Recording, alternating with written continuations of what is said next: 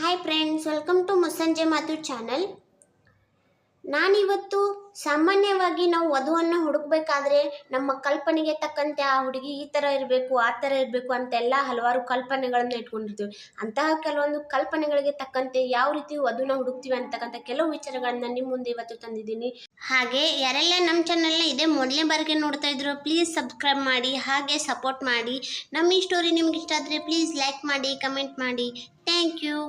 ಮೊದಲನೆಯದು, ವಧು ನೋಡಲು ತೆಳ್ಳಗೆ ಬೆಳ್ಳಗೆ ಸುಂದರವಾಗಿರಬೇಕು. ಎರಡನೇದು, ವಧು ಚೆನ್ನಾಗಿ ಓದ್ಕೊಂಡಿರಬೇಕು. ಮೂರನೇದು, ವಧು ಮನೆ ಕೆಲಸವನ್ನೆಲ್ಲ ಚೆನ್ನಾಗಿ ಮಾಡ್ಕೊಂಡು ಹೋಗಬೇಕು. ಗಂಡ, ಅತ್ತೆ, ಮಾವ, ನಾದಿನಿಯರನ್ನೆಲ್ಲ ಚೆನ್ನಾಗಿ ನೋಡ್ಕೊಂಡು ಹೋಗಬೇಕು. ಮನೆಗೆ ಬರ್ತಕ್ಕಂಥ ಅತಿಥಿಗಳನ್ನು ಚೆನ್ನಾಗಿ ಸತ್ಕರಿಸ್ಬೇಕು, ಅವ್ರನ್ನೆಲ್ಲ ಚೆನ್ನಾಗಿ ಟ್ರೀಟ್ ಮಾಡಬೇಕು. ಮುಖ್ಯವಾಗಿ ಗಂಡನ ಮನೆಗೆ ಚೆನ್ನಾಗಿ ಹೊಂದ್ಕೊಂಡು ಹೋಗಬೇಕು. ಹಾಗೆ ಗಂಡನ ಮನೆ ಎಲ್ಲ ಸಂಪ್ರದಾಯಗಳನ್ನು ಆಕೆ ಪಾಲಿಸಬೇಕು. ಗಂಡನಿಗಾಗಲಿ ತನ್ನ ಮನೆಯವರಿಗಾಗಲಿ ಯಾವುದೇ ಎದುರು ಮಾತನಾಡಬಾರ್ದು, ವಾದ ಮಾಡಬಾರ್ದು.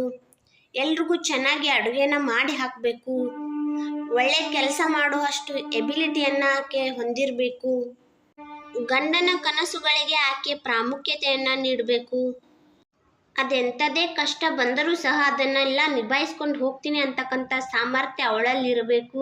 ಅಂತೆಲ್ಲ ನಾವು ವಧುನ ಹುಡುಕ್ಬೇಕಾದ್ರೆ ಇಂಥ ಎಲ್ಲ ಗುಣಗಳು ಅವಳಲ್ಲಿರಬೇಕು ಅಂತ ನಾವು ಯೋಚನೆಯನ್ನು ಮಾಡ್ತೀವಿ. ಆದರೆ ನಾವು ಯಾರೂ ಸಹ ವಧುವನ್ನು ಹುಡುಕ್ಬೇಕಾದ್ರೆ ಈ ರೀತಿ ಯೋಚನೆಯನ್ನು ಮಾಡೋದೇ ಇಲ್ಲ. ಅದ್ಯಾವುದು ಅಂದರೆ, ಸೌಂದರ್ಯ ತಾತ್ಕಾಲಿಕ, ಒಳ್ಳೆಯ ಮನಸ್ಸು ಗುಣ ಶಾಶ್ವತ ಎಂಬುದನ್ನು ನಾವು ಮರಿತೀವಿ. ಆಕೆಯೂ ಸಹ ನಿಮ್ಮ ಮಗನಂತೆ ದುಡಿತಾ ಇದ್ದರೆ ಅವಳು ಮನೆ ಕೆಲಸದಲ್ಲಿ ಪರ್ಫೆಕ್ಟ್ ಆಗಿರಲೇಬೇಕು ಅಂತಕ್ಕಂಥ ಅಪೇಕ್ಷೆಯನ್ನು ನಾವು ಮಾಡಬಾರ್ದು.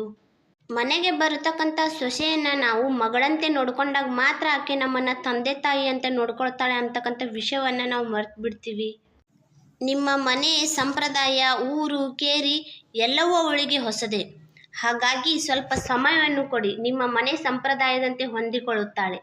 ಹಾಗೆ ಅವಳ ಮನೆಯ ಸಂಪ್ರದಾಯಗಳನ್ನು ಆಚರಿಸಲು ಸಹ ಸ್ವಲ್ಪ ಸ್ವಾತಂತ್ರ್ಯವನ್ನು ನೀಡಬೇಕಾಗುತ್ತೆ.